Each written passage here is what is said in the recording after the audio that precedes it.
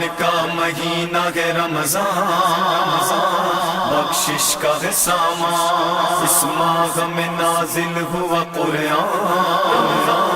مالک کا ہے احسان۔ بسم اللہ الرحمن الرحیم۔ اذا جاءك المنافقون قالوا نشهد انك لرسول الله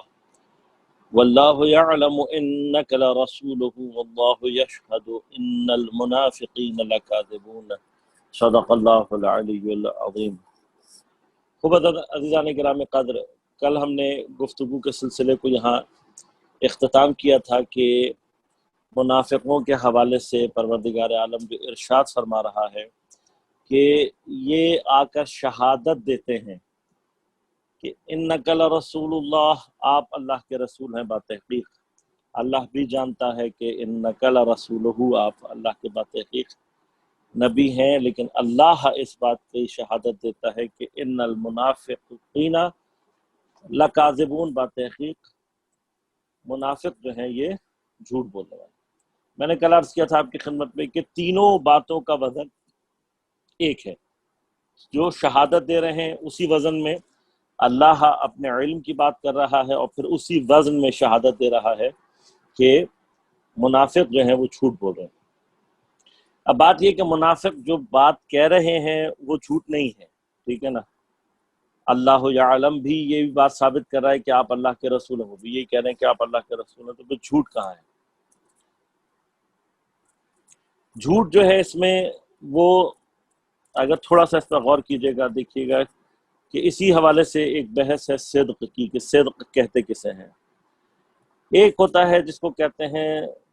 صادق بالوقوع یا صادق بالخبر، صادق بالخبر یا صادق بالقول بلکہ کہنا چاہیے، سوری۔ صادق بالقول وہ ہوتا ہے کہ جس کا قول جو ہے وہ مطابق میں واقع ہو۔ شخص کا اعتقاد کیا ہے، شخص کا کریکٹر کیا ہے، اس سے ہمیں بحث نہیں ہوتی، لیکن وہ جو چیز خارج میں ہوتی ہے جب اسے کوٹ کرتا ہے تو اس میں جھوٹ نہیں بولتا، یعنی عام جو اس کی کنڈیشنز ہیں اس میں وہ جھوٹ نہیں بولتا، جو چیز جو واقعہ جس طریقے سے ہوا ہے اس کو اس طرح سے بیان کرتا ہے۔ اسے کہتے ہیں صادق بالقول، یعنی اس نے جب بھی ہمیں کسی چیز کے بارے میں بتایا تو سچ بتایا۔ لیکن ضروری نہیں ہے کہ صادق بالقول صادق بالفعل بھی ہو۔ صادق بالفعل کیا ہوتا ہے کہ جو کہے وہ کرے۔ لہذا اس کے بارے میں اللہ تعالیٰ مختلف مقامات پر، جیسے کہ سورہ مبارکہ عنکبوت میں بھی ارشاد فرماتا ہے کہ کبر مقتا عند اللہ ان تقولوا ما لا تفعلون، تم وہ کہتے ہو جو تم کرتے نہیں ہو۔ اور اس کے لیے اللہ تعالیٰ ارشاد فرماتا ہے کبر مقتا عند اللہ، اللہ کے نزدیک نہایتی سنگین، اللہ کے نزدیک نہایتی یعنی ایک سخت اور ایک ناپسندیدہ عمل ہے، اور وہ بھی کبورہ مقتن، یعنی ایک بہت بڑا اور ایک سنگین عمل ہے یہ کہ تم جو کہتے ہو وہ کرتے نہیں ہو۔ اس کے بعد جو تیسرا مرحلہ آتا ہے وہ ہوتا ہے صادق بالاعتقاد۔ صادق بالاعتقاد کیا ہوتا ہے؟ اعتقاد چونکہ ایک کاملاً درونی مسئلہ ہے، ہمیں نہیں پتا کہ جو شخص اپنا اعتقاد ظاہر کرتا ہے آیا اس کا حقیقی طور پر جو ہے وہ اعتقاد بھی وہی ہے یا نہیں۔ اب اس چیز کو جاننے کے لیے کہ جو شخص وہ خبر دے رہا ہے اس کا اعتقاد بھی وہی ہے، یہ ہمارے بس کی بات نہیں ہے، اس لیے کہ ہماری حد میکسیمم اس حد تک ہے کہ ہم کسی شخص کے قول کی تصدیق کر سکیں، یا اگر اس سے ایک مرحلہ اور آگے بڑھ جائے تو ہمارا دوسرا جو مرحلہ ہے وہ یہ کہ ہم اس کے فعل کی تصدیق کر سکیں، یعنی آیا جو کہتا ہے وہ کرتا ہے یا نہیں۔ یہاں تک انسان کی جو ہے وہ بس کی بات ہے، اس سے آگے کا جو مرحلہ ہے وہ انسان کے بس کا نہیں ہے۔ اب علامات انسان کے اعتقاد کا کہ جو ایک کاملاً درونی مسئلہ ہے انسان کا، اس کے حوالے سے ہم کبھی بھی اندازہ نہیں لگا سکتے کہ انسان جو ہے وہ اعتقاد کیا رکھے ہوئے ہے۔ البتہ ہمارے پاس بعض قرائن ایسے ہو سکتے ہیں کہ جن قرائن کی بنا پر ہم یہ اندازہ لگا سکیں کہ کوئی شخص جو ہے وہ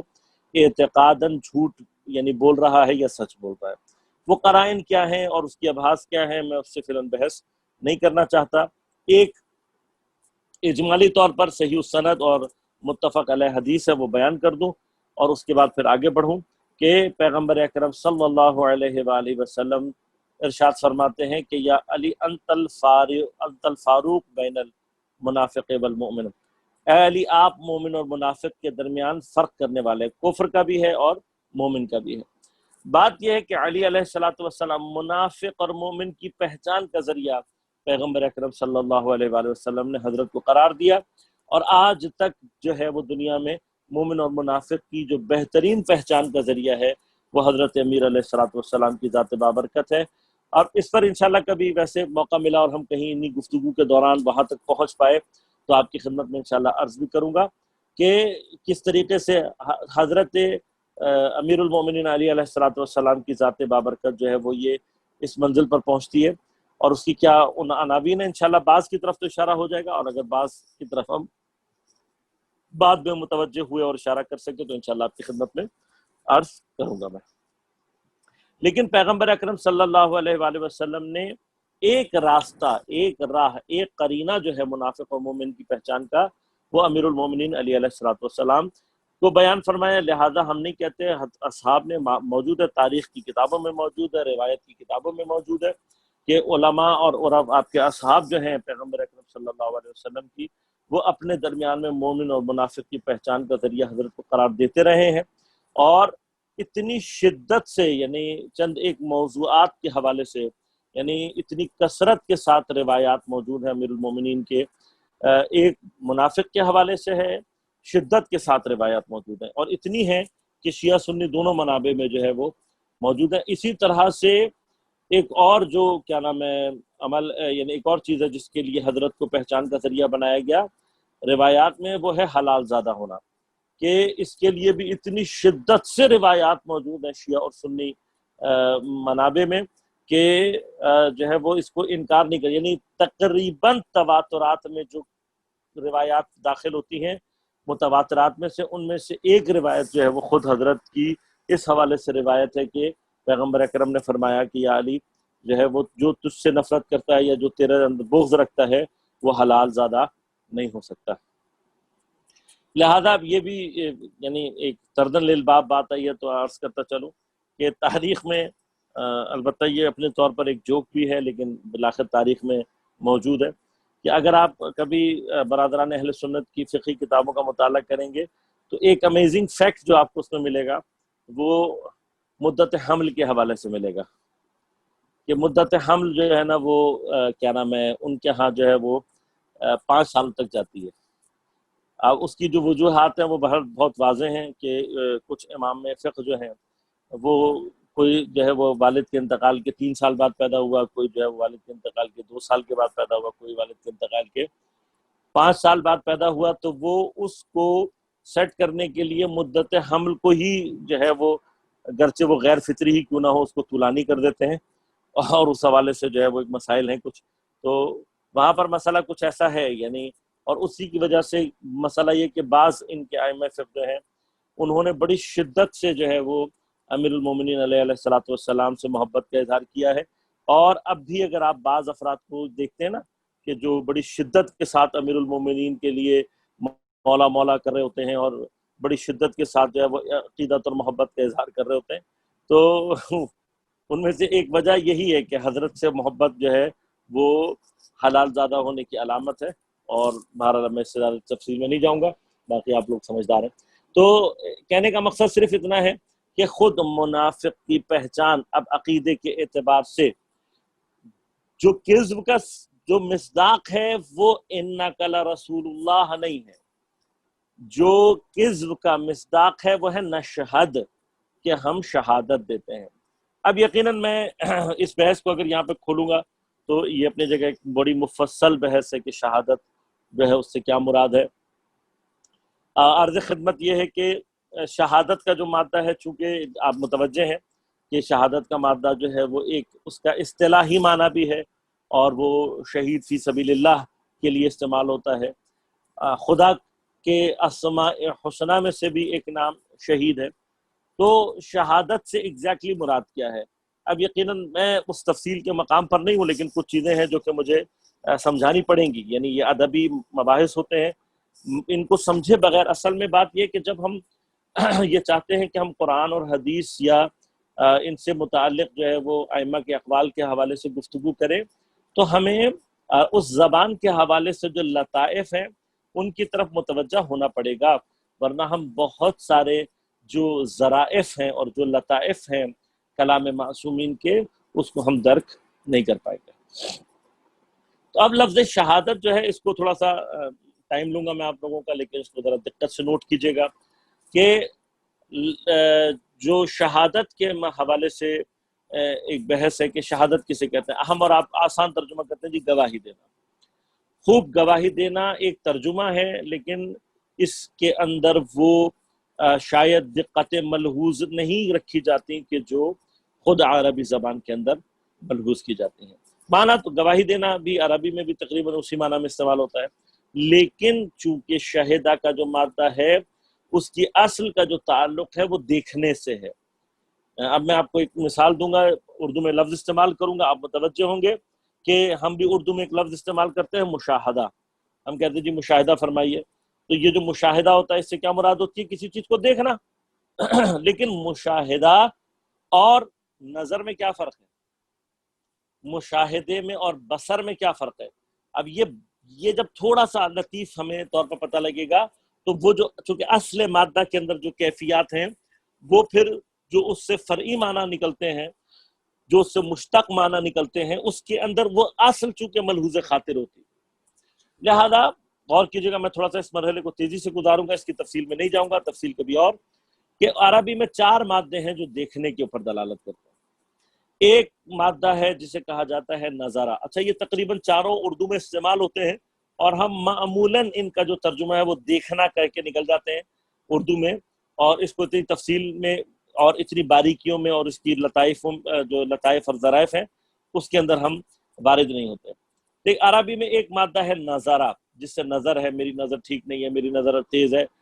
وغیرہ وغیرہ، نظر لگ گئی سے لے کر وہ نظر جو ہم استعمال کرتے ہیں۔ دوسرا مادہ ہے بصارہ، جس سے بصارت استعمال کی جاتی ہے اور اردو میں کامن ہے، بصیرت کا لفظ اردو میں کامن استعمال ہوتا ہے دیکھنے کے معنی میں۔ تیسرا مادہ جو استعمال ہوتا ہے اردو میں کامن نہیں ہے لیکن استعمال ہوتا ہے، وہ ہے رعا یرعا، جس سے رؤیت، اور میں نے جیسی رویت کہا آپ کے فوراً ذہن میں رویت سے متعلق ایک کمیٹی جو ہے وہ آنکھوں میں آپ کے ذہنوں میں گھومنے لگے گی، اور رؤیت ہلال کمیٹی، اور رؤیت کہتے ہیں دیکھنے کو، ہلال کہتے ہیں پہلی تاریخ کے چاند کو، تو پہلی تاریخ کے چاند کو دیکھنے والی کمیٹی کو کہتے ہیں رؤیت ہلال کمیٹی۔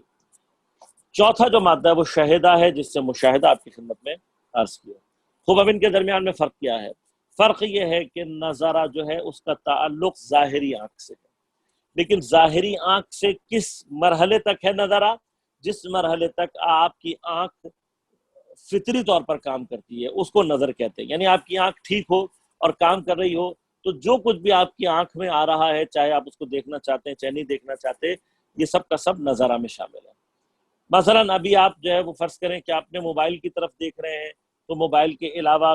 اور بھی چیزیں جو میں اس کے اطراف میں وہ آپ کی نظر میں آ رہی ہیں، لیکن آپ کی توجہ نہیں ہے، بس ان کا ہونا نہ ہونا تقریباً برابر۔ جب تک آپ قصد اور ارادہ ایجاد نہیں کریں گے تب تک وہ آپ کے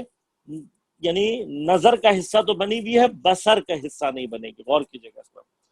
بس آپ کی اگر مثلا جیسے ہوتا ہے کبھی کبھار آدمی پریشان ہوتا ہے یا کبھی ضرورت سے زیادہ خوش ہو جاتا ہے یا کسی فکر میں ڈوب جاتا ہے، اب اس کی آنکھیں کھلی بھی ہیں، سامنے سے جو ہے وہ پتہ نہیں کیا کیا گزر جاتا ہے، اس کو پتہ ہی نہیں لگتا، ٹھیک ہے، آنکھ کھلی بھی ہے، نظر، یا جیسے ابھی اس وقت میں نے عرض کیا کہ جب تک اطراف کی چیزوں کے لیے آپ قصد نہیں کریں گے، اس کو ایکٹیویٹ نہیں کریں گے قصد کو، تو وہ چیزیں ہوتے ہوئے بھی آپ کو دکھائی نہیں دے رہی ہوں گی۔ اور جیسے ہی میں نے آپ کو اشارہ کیا کہ اطراف کی چیزیں ہیں اور آپ کے ذہن کے کسی بھی گوشے میں وہ جو ایکٹیونیس ہے وہ ایجاد ہوئی ہے، تو اب چاہے آپ کو وہ دھندلی نظر آ رہی ہوں، صحیح نظر نہ آ رہی ہوں، لیکن اب آپ کا ذہن ان کو کاؤنٹ کر رہا ہے۔ جیسے ہی آپ کے ذہن نے کاؤنٹ کرنا شروع کر دیا، نظر کا جو پیریڈ ہے وہ ختم ہو جاتا ہے، بصر شروع ہو جاتا ہے۔ اور بصر کہتے ہیں اسپیسیفکلی ارادتاً کسی چیز کو دیکھنا۔ لہذا ایک چھوٹا سا فقہی مسئلہ یہاں پر عرض کرتا چلا جاؤں، جب بھی میں یہ مطالب بیان کرتا ہوں تو یہ مطلب ضرور بیان کرتا ہوں۔ وہ کیا ہے؟ وہ النظر الی الاجنبیہ، نامحرم خاتون کی طرف نگاہ کرنا، اس کے مسائل میں نظر کرنا، اس میں کہتے ہیں جی پہلی نظر جائز ہے۔ اس سے ہم مراد کیا لیتے ہیں؟ ہم کہتے ہیں جی پہلی نظر جائز سے مراد یہ کہ دوسری پہلی نظر جائز سے مراد یہ کہ دوسری چونکہ ناجائز ہے، اس لیے اگر پہلی پڑ گئی ہے تو اسی کو کنٹینیو رکھو، تو مسئلہ نہیں ہے، ایسا ہرگز نہیں ہے عزیزان کرام۔ یہ لطائف اور یہ ظرائف ائمہ علیہ الصلوۃ والسلام کے اقوال میں موجود ہے۔ النظر کہا ہے، البصر نہیں کہا۔ النظر سے مراد کیا ہے؟ وہ آنکھ کے پردے پر آنا کہ جو انٹینشنلی نہ ہو، جیسے ہی آپ کی انٹینشن اس میں درکار ہوئی نظر ویسے ہی ختم ہو جاتی ہے۔ مثلا آپ نے دور سے جو ہے وہ کوئی چیز کالی لباس ہلتی ہوئی دیکھی اور آپ نے توجہ میں اس کو لانے کا وہ وہی خاتون آ رہی ہے، ٹھیک ہے نا، بس جیسے ہی آپ نے قصد کیا کہ میں اس کو دیکھوں گا تو نظر ختم ہو گئی۔ اب جو آپ پہلی دفعہ دیکھیں گے وہ بھی بصر ہوگی، نظر نہیں ہوگی۔ نظر کیا ہوتی ہے کہ آپ نے اصل آپ کا ارادہ نہیں تھا، آپ کی کسی چیز کے اوپر اصل ارادہ نہیں ہے، آپ کی آنکھوں کے پردے میں آ گئی۔ اس میں بھی جیسے ہی آپ کی آنکھ کے پردے پر آئی اور آپ کے ذہن نے ہوشیاری کا سگنل دیا اور اب آپ اس کو قصدن دیکھنا چاہتے ہیں، وہ فوراً کیا ہو جائے گی؟ بصر بن جائے گی، نظر ختم ہو جائے گی۔ پس عزیزان من،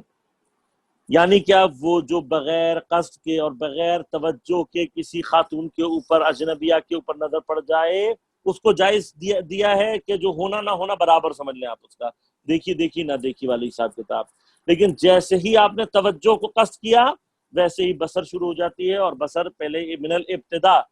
ہی حرام ہے۔ جیسے کہ میں نے مثال دیا کہ آپ نے دور سے کوئی چادر ہلتی ہوئی دیکھی اور آپ نے پہلے ہی قصد کر لیا کہ میں اس خاتون کو دیکھوں گا، تو یہ کیا ہو جائے گی؟ بصر ہو جائے گی۔ اور اسی کے ضمن میں ایک مسئلہ اور حل کرتا چلا جاؤں کہ آپ نے قصد کیا کہ جی میں اس خاتون کو دیکھوں گا، نعوذ باللہ من ذالک، حرام میں مبتلا ہوں گا، تو اب جب نزدیک آئی تو پتہ لگا ہو یہ تو اپنی محارم ہے، یہ تو والدہ گرامی ہے، یہ تو جو ہے وہ خالہ ہے، یہ تو پھوپھی ہیں، یہ تو بہن ہے، یہ تو بیٹی ہے، ٹھیک ہے نا۔ اب آپ نے اللہ کا شکر ادا، یا اللہ تیرا شکر ہے تو نے مجھے گناہ سے بچا لیا، تو عزیزان من وہ جو آپ نے حرکت کر دی ہے اس کی سزا جو ہے وہ لکھی جائے گی اور اس کا عقاب بھی ہے۔ اس کو فقہ کی اصطلاح میں تجری کہتے ہیں۔ تجری کیا ہوتی ہے؟ کسی گناہ کے اوپر جرأت کرنا گرچہ وہ آپ کی کوشش کے باوجود بھی واقع نہ ہوا ہو۔ مثلا ایک گلاس کے اندر مایا پڑا ہوا ہے اور مجھے یقین ہے، اپنے طور پر مجھے یقین ہے کہ یہ شراب ہے، اور میں نے یہی سوچ کر کے میں شراب پیا، بعد میں پتہ لگا وہ تو سرکہ تھا یا کچھ اور چیز تھی ہے، اب وہ شراب نہیں نکلی، مثلا حرام نہیں تھی وہ، تو اب جو میں نے جرأت کر لی، بعد میں نے کہا یا اللہ تیرا شکر تو نے مجھے گناہ سے بچا لیا، نہ، یہ گناہ حساب ہو گیا ہے اور اس کا عقاب جو ہے وہ لکھا جائے گا، قیامت کے دن درے انتظار کر رہے ہوں گے۔ خوب، اب اس بصر کا تعلق پر کس سے کیا ہوا؟ بصر کا بنیادی تعلق جو ہے کسی چیز کو انٹینشنلی، قصد اور ارادہ، اور اسی کے اندر قصد اور ارادے کے اندر جو چیز دوسری مہم ہے جو کہ بصیرت کے معنی میں آگے چل کے کام آتی ہے، وہ ہے تحلیل۔ یعنی صرف قصد اور ارادے کے اعتبار سے نہیں دیکھنا، اشیاء کے اندر تحلیل۔ پس یہ جو تحلیل کا معنی ہے یہی بعد میں صدق کرتا ہے آپ کے جو ہے وہ کیا نام ہے بصیرت کے معنی کے اندر۔ یعنی بصیرت ارادی اور قصدی اعتبار سے کسی چیز کو دیکھنے میں کفایت نہیں کرتا، بلکہ کس چیز میں ساتھ ساتھ شامل کرتا ہے کہ جہاں پر آپ کسی چیز کو محض دیکھتے نہیں ہیں ارادے سے، بلکہ ساتھ ساتھ آپ کیا کر رہے ہیں؟ اس کی تحلیل کر رہے ہیں، تو یہ جو کیفیت ہے یہ بصیرت کہلاتی ہے۔ اب تو اگین چونکہ ہم موضوع نہیں ہے اس کو اس سے زیادہ تفصیل میں نہیں جاؤں گا۔ خوب، اب اس سے آگے آ جاتا ہے رآ یرآ کا رؤیت کا مادہ۔ رؤیت کے مادے کے اندر اسپیشلٹی کیا ہے؟ رؤیت کے مادے کی اسپیشلٹی یہ ہے کہ وہ آپ کی مٹیریل دیکھنے کو اور نان مٹیریل دیکھنا دونوں کو شامل کرتی ہے۔ اب جیسے ہی میں نے نان مٹیریل دیکھنا کہا تو آپ کے ذہن میں فوراً سوال آئے گا کہ جی یہ نان مٹیریل دیکھنا کیا ہوتا ہے؟ تو نان مٹیریل دیکھنا وہ ہوتا ہے کہ جو آپ آنکھیں بند کر کے دیکھتے ہیں۔ اب آنکھیں بند کر کے آپ کیا دیکھتے ہیں؟ خیال دیکھتے ہیں، اور کیا دیکھتے ہیں؟ مشہور و معروف چیز خواب دیکھتے ہیں۔ تو جو خواب آپ دیکھ رہے ہوتے ہیں، کبھی آپ نے غور کیا ہے کہ آپ تو سو رہے ہوتے ہیں تو آپ کی جب آنکھیں بند ہوتی ہیں تو آپ کو دکھائی کیسے دیتا ہے؟ آپ سو رہے ہوتے ہیں، آپ کا کان سلیپنگ موڈ میں چلا جاتا ہے تو آپ کو آواز کیسے آتی ہے؟ آپ سو رہے ہوتے ہیں، آپ کی زبان بھی سلیپنگ موڈ میں ہوتی ہے، لیکن جو چیز آپ خواب میں کھا رہے ہوتے ہیں یا پی رہے ہوتے ہیں آپ اس کا ذائقہ محسوس کرتے ہیں۔ تو یہ جب آپ کا پورا بدن سویا ہوا ہے تو یہ حواس کہاں باقی ہیں؟ یہ کون سا کان ہے؟ اس پر انشاءاللہ کبھی برزخ کے عنوان پہ گفتگو تفصیل سے کی تو وہاں آپ کی خدمت میں عرض کروں گا کہ یہ ہماری روح ہے، اور روح جو ہے جس میں مثالی کے ذریعے سے بھی اسی طرح سے، یعنی روح کو ایک ٹول چاہیے، اگر وہ ٹول مٹیریل باڈی ہو تو مٹیریل باڈی کے تھرو دیکھتی ہے، اور خواب میں جس میں مثالی کے تھرو دیکھتی ہے۔ خوب، اب یہ کان اور ناک وہ جو ہیں وہ جس میں مثالی کیا ہے، وہ ساری چیزیں کیا، these are non material things, ان کا تعلق میٹر سے اور ہمارے اس سے دنیا سے مٹیریل دنیا سے نہیں ہے۔ بس اب رؤیت کے مادے میں قدرت کیا ہے کہ جو آپ نے اپنی اس مٹیریل آنکھ سے دیکھا اس کے لیے بھی رؤیا استعمال ہو سکتا ہے اور رؤیت استعمال ہو سکتا ہے، اور جو آپ نے خواب میں دیکھا وہ بھی اس کے لیے بھی رؤیت استعمال ہو سکتا ہے۔ لہذا یاد رکھیے گا کہ اگر خواب میں عربی کے اعتبار سے آپ خواب بیان کرنا چاہتے ہیں تو آپ رأیتو استعمال کریں گے، رأیتو میں نے دیکھا، فی المنام بھی کہہ دیں گے مسئلہ نہیں، لیکن آپ نے اگر کہا نظر تو فی المنام یا بصر تو فی المنام تو عرب آپ پر ہنسیں گے، کیونکہ نظرہ اور بصرہ منام کے ساتھ جمع نہیں ہو سکتا۔ نظرہ اور بصرہ جو مادہ ہے یہ نیند کے ساتھ جمع نہیں ہو سکتا۔ آپ نیند میں ہیں تو آپ کی مٹیریل آنکھ بند ہے، ٹیکنیکلی جو ہے وہ نظرہ اور بصرہ کو جو ہے وہ منام یعنی نیند میں استعمال کرنا خواب کے لیے صحیح نہیں ہے، اور اسی وجہ سے انی ارا فی المنام، حضرت ابراہیم علیہ السلام میں اپنے بیٹے سے کہتے ہیں میں نے خواب میں دیکھا کہ میں تجھے ذبح کر رہا ہوں۔ حضرت یوسف علیہ السلام اذ قال یوسف لأبیہ یا ابتی انی رأیت احد عشر کوکبا والشمس والقمر رأیتہم لی ساجدین، یہ رأیتو میں نے دیکھا کہ 11 ستارے چاند اور سورج جو مجھے سجدہ کر رہے ہیں، رأیتہم لی ساجدین، میں نے ان کو اپنے لیے سجدہ کرتے ہوئے دیکھا۔ یہ رأیتو کا معنی، رأیتو کا لفظ استعمال کیا، یہ سب کہاں دیکھا انہوں نے؟ خواب میں دیکھا۔ خوب، اب اس کے آگے کا مرحلہ کیا ہے؟ شہدہ کا، یعنی اس سے زیادہ طاقتور مادہ جو ہے وہ شہدہ۔ پر شہدہ کے اندر کیا کوالٹی باقی رہ گئی؟ شہدہ کے اندر کوالٹی باقی یہ رہتی ہے کہ شہدہ، یاد رکھیے گا، انٹرنل دیکھنے کو نہیں کہا جاتا شہدہ، لیکن ابھی غور کیجئے گا، نان مٹیریل یعنی اس طریقے سے جو دیکھنا، خواب میں جو دیکھنا ہے اس کے لیے راہ استعمال نہیں ہوتا، لیکن یہی مادہ ہے کہ جو شہود کے لیے استعمال ہوتا ہے۔ لہذا اب جو شہود کا دیکھنا ہے وہ بڑا طاقتور دیکھنا ہوتا ہے، دیٹ از ناٹ مٹیریل دیکھنا، لیکن مٹیریل دیکھنے کے رعایتوں کے اور شہود کے معنی میں زمین آسمان کا فرق ہے، جو انشاءاللہ کبھی اور آپ کی خدمت میں عرض کروں گا۔ لیکن خود جو شہدہ کا اصلی مادہ ہے وہ کیا ہے؟ کسی واقعے میں ملوث ہوتے ہوئے اسے دیکھنا اور درک کرنا، اس طریقے سے کہ آپ اس کے گواہ بن سکیں، اس واقعے کے گواہ بن سکیں۔ لہذا شاہد اور شہید اس مادہ سے استخراج کیا جاتا ہے۔ کیوں؟ اس لیے کہ آپ شہدہ کے مادے میں جو دیکھتے ہیں وہ دیکھنے کی کیفیت ایسی ہوتی ہے کہ جس میں آپ اس کے گواہ بن سکیں۔ لہذا امیر المومنین علیہ السلام فرماتے ہیں کہ اس چیز کی شہادت دو کہ جس کو تم اپنے کف دست کی طرح، اپنے ہاتھ کی ہتھیلی کی طرح سے واضح اور صاف طور پر اور یقینی طور پر علم رکھتے ہو۔ پس جس چیز کے بارے میں آپ کا اتنا کنفرمیشن نہیں ہے، اتنی آپ اس کے بارے میں کنفرم نہیں ہے، اس کے بارے میں آپ کو گواہی دینے کا حق حاصل نہیں ہے۔ اور اسی طرح سے آج تک آپ نے دیکھا کیمرے میں دیکھا ہوا جو ہے وہ گواہی کے طور پر قبول نہیں ہوتا۔ آج بھی کیمرے کی کیمرہ سپورٹنگ ڈاکیومنٹ کے طور پر تو استعمال ہو سکتا ہے، لیکن کیمرہ کبھی بھی شہادت کے طور پر استعمال نہیں ہوتا۔ شہادت کے لیے آپ کو بندہ چاہیے، ایک مثلا آپ گاڑی میں جا رہے تھے اور آپ نے دیکھا دو بندے ایک دوسرے کو مار رہے ہیں، تو اب آپ کیا کہ آپ گواہی دے سکتے ہیں؟ نہیں، آپ کی گواہی ایکسیپٹ نہیں کی جائے گی۔ کیوں نہیں ایکسیپٹ کی جائے گی؟ Because you are not involved in that case جس کی آپ گواہی دینے جا رہے ہو۔ The person who is directly involved and is directly watching, اور اس قابل اور اس طریقے سے اس نے اس واقعے کو درک کیا ہے کہ اس کا گواہ واقع ہو سکے، اس طرح کے دیکھنے کو کہا جاتا ہے شہیدہ۔ لہذا اب یاد رکھیے گا کہ ہم بھی جب کہتے ہیں اشہد ان لا الہ الا اللہ، اگر ہم نے اللہ کی وحدانیت کو اگر اس طریقے سے درک نہیں کیا ہے، تب تک خود ہماری شہادت بھی کہاں کھڑی ہوگی؟ اس بارے میں آپ جو ہے وہ تصور خود اپنا پیدا کر لیں۔ اور اسی طرح سے جب ہم کہتے ہیں اشہد ان محمد رسول اللہ، تو اس شہادت کا معنی جو ہے وہ کیا ہونا چاہیے؟ And where we are standing. یہ جو شہادت ہے یہ صرف لقلقہ زبان نہیں ہے کہ میں جو ہے لقلقہ زبان سے، اسی وجہ سے ایک برزخ کے اندر ایک بڑی مفصل بحث ہے اس کے حوالے سے بھی، کہ قبر کے اندر جو ہے وہ بہت لوگوں سے پوچھا جائے گا بھائی من ربک، تو وہ جو ساری زندگی بچپن سے لے کے بڑھاپے تک جو ہے نا وہ اشہد ان لا الہ الا اللہ اللہ اللہ کرتا رہا ہے، اس کو اللہ کا لفظ یاد آنے میں ہو سکتا ہے وہ ہزاروں سال لگ جائیں، اور ہزاروں سال کے بعد اس کے منہ سے اللہ نکلے اور پھر اس کا یہ مرحلہ طے ہو، پھر اس سے جو ہے وہ پیغمبر کے بارے میں کوسچن شروع ہو۔ تو عزیزان من، یہ ہزاروں سال کیوں لگ جائیں گے؟ ہزاروں سال اس لیے لگ جائیں گے کہ اس نے جو گواہی دی ہے وہ اس گواہی سے واقف نہیں ہے، اس کے بارے میں جانتا نہیں ہے، صرف لقلقہ زبانی ساری زندگی اشہد ان لا الہ الا اللہ، اشہد ان لا الہ الا اللہ، اشہد ان لا الہ الا اللہ، اشہد ان لا الہ الا اللہ کرتے رہے ہو، اشہد انہ میں پہلے اشہد کے معنی کو تو سمجھو کہ اشہد کا معنی کیا ہے. اشہد کا معنی یہ ہے کہ آپ اللہ کی الوہیت کو اس طریقے سے درک کر سکیں کہ آپ اس کی الوہیت کی گواہی دے سکیں. بس we have to ponder into the nature, we have to ponder, we have to think into the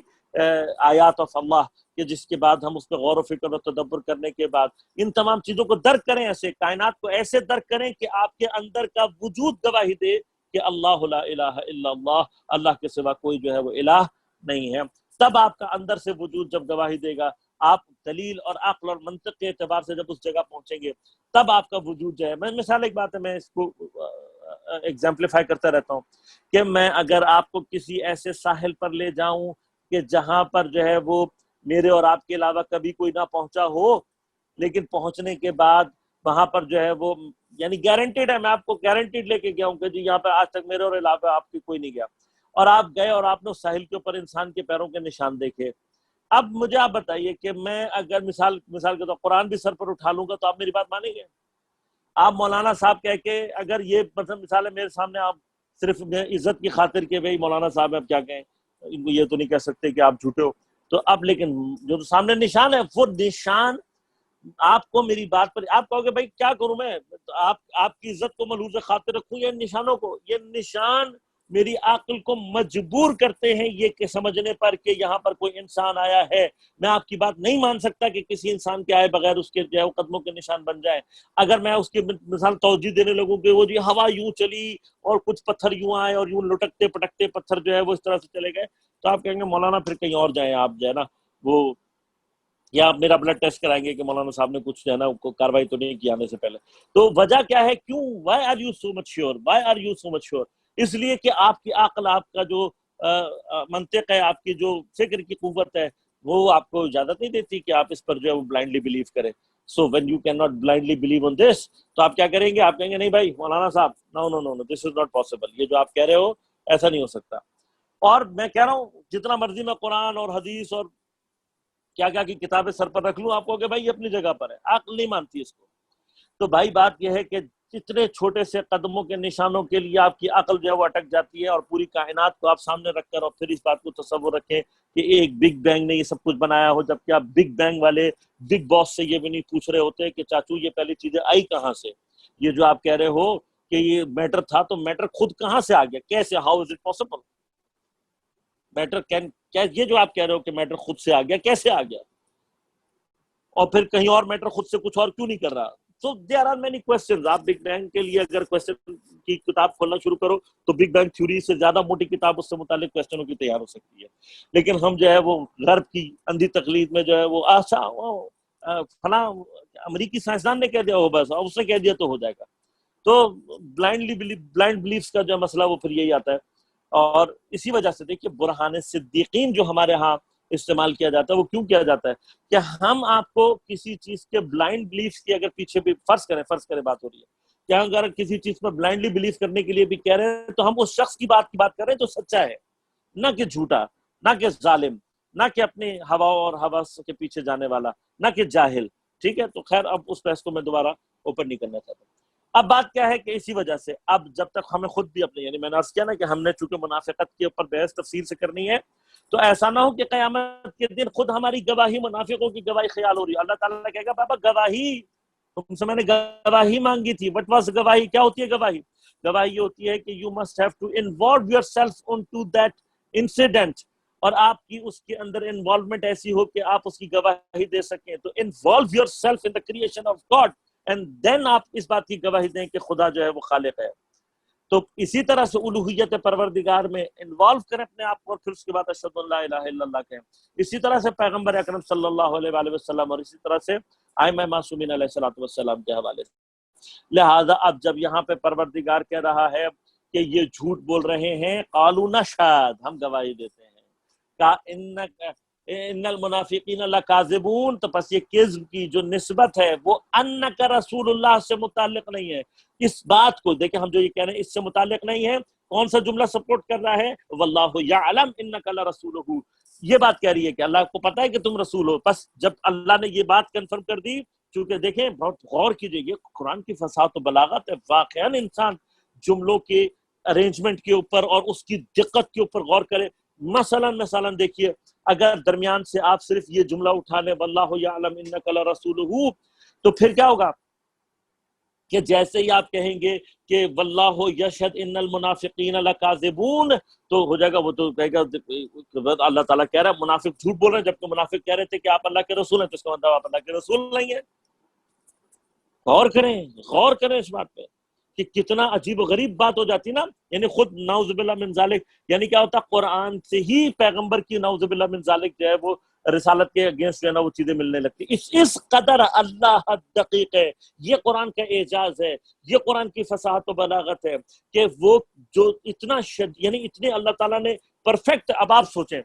اتنا خیال رکھنے والا فصاحت و بلاغت اور الفاظ کا، اس کے باوجود بعض لوگ ایسے بھی خبیث نکل آتے ہیں کہ وہ اس قرآن کو جو ہے وہ اعوجاج کے لیے، انحراف کے لیے اور لوگوں کو دھوکہ دینے کے لیے اسی قرآن کو استعمال کرتے ہیں۔ تو آپ سوچیے کہ کس قدر خباثت کے لیول پر ہوں گے وہ لوگ کہ جو اسی قرآن کو لوگوں کی انحراف کے لیے استعمال کرتے ہیں۔ لہذا اب کیا ہے یہ جملہ کہ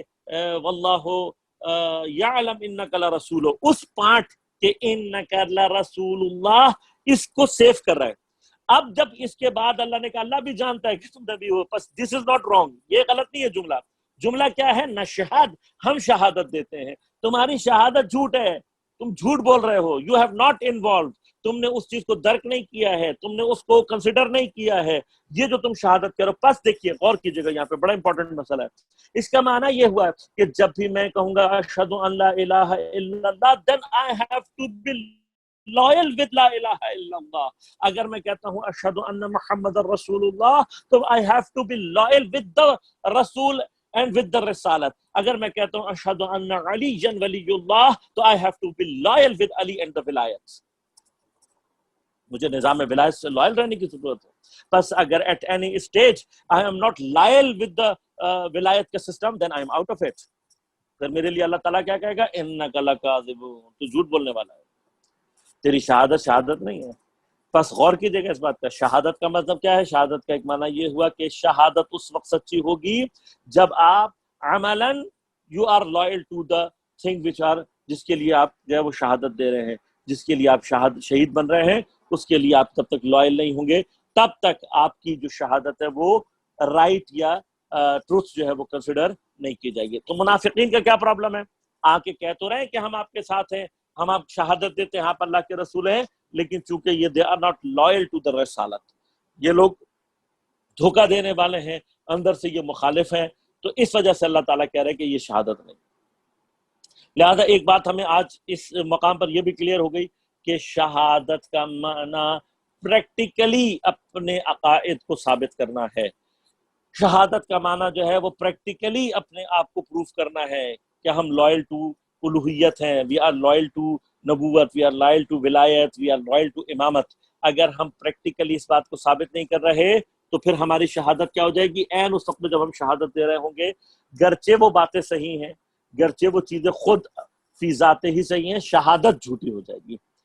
بس عزیزان من، اگر یہاں تک بات آپ کو کلیئر ہو گئی ہے تو میں نے عرض کیا کہ ہمیں خود اپنے اوپر بھی غور کرنے کی ضرورت ہے، اپنے اوپر بھی تفکر و تدبر کرنے کی ضرورت ہے کہ کہیں ایسا نہ ہو کہ ہم جو بچپن سے لے کر اب تک شہادتیں دیتے آئے ہیں، ہم نے شہادت کے نہ معنی سمجھے ہوں، نہ اس پہ غور کیا ہو، نہ اس کی حقیقتوں کو درک کرنے کی کوشش کی ہو، نہ اس کو عملاً اور عملی جامہ پہنانے کی کوشش کی ہو۔ اگر ہم نے یہ سب کچھ نہیں کیا ہے تو قیامت کے دن جو ہے وہ ہماری شہادت رد ہو جائے گی، اور قبر کے اندر بھی جو ہے وہ ہماری جو شہادت ہے اس کو ایکسیپٹ نہیں کیا جائے گا، اور جب تک شہادت ایکسیپٹ نہیں کی جائے گی اس عقیدے سے ریلیٹڈ جو عذاب ہے وہ جاری رہے گا۔ خوب انشاءاللہ اس کو کل ہم یہاں سے آگے بڑھائیں گے کہ اس کے بارے میں اب اللہ تعالیٰ ان منافقین کے بارے میں جو فرما رہا ہے کہ اتخذوا ایمانہم جنۃ فصدوا عن سبیل اللہ انہم ساء ما کانوا یعملون۔ انشاءاللہ اس کے حوالے سے گفتگو کروں گا کہ یہ کیا کہنا چاہ رہے ہیں۔ جنہ کا لفظ بھی استعمال ہوا ہے، اس کے بھی عرض کروں گا آپ کی خدمت میں کہ یہ قرآن میں یہ لفظ تینوں معنی میں یعنی تینوں اعراب کے ساتھ استعمال ہوا ہے، جنت، جنہ اور جنہ، یہ تینوں استعمال ہوئے ہیں۔ اور پھر کل انشاءاللہ اس کے حوالے سے جو ہے وہ امام شافعی کا بھی ایک شعر ہے مشہور معروف، وہ بھی آپ کی خدمت میں انشاءاللہ کل عرض کروں گا۔ اور انشاءاللہ اسی طرح سے ہم جو منافقت کے حوالے سے گفتگو ہے، اللہ نے اگر توفیق دی اس کو کنٹینیو کریں گے۔ اس میں سے کچھ ابحاث آگے چل کر ایسی ہیں کہ جو تھوڑا سا ذرا تیزی سے نکل جائیں گے انشاءاللہ، اس کو بہت زیادہ ہمیں ٹائم نہیں لگے گا، لیکن انشاءاللہ اگر خدا نے چاہا تو ہم اس کی تفسیر کو بھی مکمل کریں گے، اور منافقت کے حوالے سے کچھ اور ڈسکشن ہیں وہ اللہ نے چاہا تو میں آپ کی خدمت میں پیش کر دوں گا۔ اس دعا کے ساتھ آج کے اس سیشن کا اختتام کرتے ہیں کہ پروردگار ماہ مبارک کے صیام تقریباً اپنے اختتام کی طرف جا رہا ہے، اور اپنے اختتام کے ساتھ ساتھ ماہ مبارک کے رمضان اپنی معراج کی طرف جا رہا ہوتا ہے۔ Do not consider it to be ending, جو آپ کا رمضان کا مہینہ ہے اس کو اینڈنگ کی طرف کنسیڈر نہیں کیا کرے کہ یہ ختم ہو رہا ہے۔ یہ جو کنسیڈریشن ہے یہ آپ کے اندر عبادتوں کی کیفیت کو ضعیف کرتا ہے، بلکہ کنسیڈر کریں اس کو اپنے معراج پر، اپنے کمال کی طرف پہنچنے پر، یعنی we are reaching at the top of the cliff now. اب تک ہم نے بڑا سفر طے کر لیا، اب تک ہم نے 23 روزے رکھ لیے، ہم نے شب قدر کو بھی درک کرنے کی کوشش کی، ہم نے عزاداری بھی کی، ہم نے اپنے آپ کو، اب آپ یو آر گیٹنگ پیور، ٹھیک ہے نا، you are getting more pure. اب جتنا آپ مور پیور ہوتے جا رہے ہیں، پیورٹی کے ساتھ جو آپ کی عبادت کی کیفیت ہے دیٹ از مور اسٹرانگر، یعنی وہ جو پہلے روزے پر آپ کی کیفیت تھی سے لے کر آج جو آپ کی کیفیت ہے دیٹ از ڈفرینٹ۔ اسی طرح سے now you are very much aware to the, آپ اس سے بڑے مانوس ہو چکے ہیں رمضان کی فضا سے، پیاس سے، بھوک سے۔ شروع میں جو ہے وہ بھوک اور پیاس کا احساس شدید ہوتا ہے، لیکن ان آخری ایام میں آپ کی باڈی جو ہے وہ اس کی عادی ہو چکی ہوتی ہے، آپ عادی ہو چکے ہوتے ہو، تو عادی ہو جانے کے بعد now you are enjoying it, یعنی یہ دس از اے ٹائم ناؤ کہ جس میں آپ بھوک اور پیاس کو اب آپ انجوائے کر سکتے ہو، اب آپ کی باڈی اس کی عادی ہو چکی ہے۔ سو اس انجوائمنٹ کی، یعنی جب آپ کی باڈی عادی ہو گئی ہے ناؤ، اسی وجہ سے یاد رکھیے گا کہ اللہ تعالیٰ نے یہ جو شب قدر کو آخری 10 طاق راتوں میں رکھا، اس کا ایک فلسفہ بھی یہ ہے کہ اس کو آخری راتوں میں رکھا جائے تاکہ آپ پہلے 3 ویکس میں آپ کی جو باڈی ہے، 3 ہفتوں کے اندر اندر آپ کی جو باڈی ہوتی ہے وہ یوز ٹو ہو جاتی ہے کسی بھی عمل کے لیے۔ اب جب آپ کی باڈی یوز ٹو ہو گئی ہے ناؤ، اب آپ کو عبادتوں کرنے میں مزہ آئے گا، اب آپ کو وہ جو ہے نا فیلنگ بھوک اور پیاس کی اتنی نہیں ہوگی، یعنی وہ جو ایک ہوتا ہے نا کہ آدمی اس کا کبھی جو ہے نا بلڈ پریشر ڈاؤن ہو رہا ہے، کبھی شوگر ڈاؤن ہو رہی ہے، پیاس سے بے حال ہوا ہوتا ہے، تو اب چونکہ 20 آپ کو 3 ہفتے ہو گئے، 3 ہفتے میں آپ کی باڈی بالکل عادی ہو چکی ہوتی ہے۔ اور لازمات خوش بحال ان لوگوں کے لیے کہ جو شعبان سے رکھتے ہوئے آ رہے ہوتے روزے، ان کے لیے تو اور بالکل ایسا ہو جاتا ہے جیسے بس مسئلہ ہی نہیں آگے۔ تو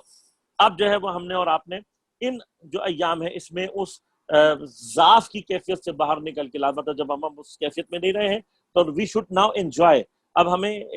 انجوائےبل حالت میں عبادات کرنی چاہیے۔ لہٰذا پیغمبر اکرم صلی اللہ علیہ وسلم بھی جو آخری طاق راتوں میں بڑی زیادہ عبادتیں کیا کرتے تھے، اس کی بھی ایک وجہ یہ تھی 25 کو بھی انجام دیں، جو عبادات انجام دے سکتے ہیں 27 کو دیں، 29 کو دیں، اور پھر خاص طور پر عید فطر کی جو شب ہے کہ جس کے بارے میں روایت میں ملتا ہے کہ 3 شبیں جن کا خاص طور پر امیر المومنین علیہ الصلوۃ والسلام اہتمام کیا کرتے تھے، شب برات اور شب قدر کے بعد جو شب ہے وہ شب عید الفطر ہے۔ تو شب عید الفطر کے حوالے سے جو ہے وہ آپ جو ہے وہ دیکھ بھی لیجیے گا روایات، اور اپنے آپ کو ذہنی طور پر اس کے لیے آمادہ کریں۔ انشاءاللہ اللہ تعالیٰ ہم سب کی عبادات اور اطاعت کو قبول کرے اور ذوق و شوق کے ساتھ عبادات کرنے کی توفیق عنایت فرمائے۔ تمام مومنین و مومنات کو، تمام مسلمین جہان کو اور تمام انسانوں کو اس وبا سے اپنے حفظ و امان میں رکھے۔ اگر بار الہ اس وبا کے پیچھے ہمارے گناہ سبب ہیں تو اپنی مغفرت اور رحمت سے معاف فرما، اور اگر اس کے پیچھے سازشیں ہیں تو سازشی قوتوں کو نیست و نابود فرما، اور طاغوت اور اس کی قوتوں کو نیست و نابود فرما۔ امام زمان علیہ الصلوۃ والسلام کے ظہور میں تعجیل فرما کے دنیا سے ظلم و ستم کے نظام کو اختتام فرما۔ تمام ہمارے اسرا جو بے گناہ ان کو جلد از جلد رہائی عنایت فرما، خصوصاً شیخ ابراہیم زکزاکی اور ان کی اہلیہ کو اپنے حفظ امان میں رکھ۔ تمام علماء مراجع اعظام بالخصوص آیت اللہ السیستانی رہبر معظم انقلاب اسلامی کی حفاظت فرما۔ ہم سب کو امام زمان علیہ الصلوۃ والسلام کے اعوان و انصار میں شمار ہونے کی توفیق عنایت فرما۔ ربنا تقبل منا انک انت السمیع العلیم برحمتک یا ارحم الراحمین۔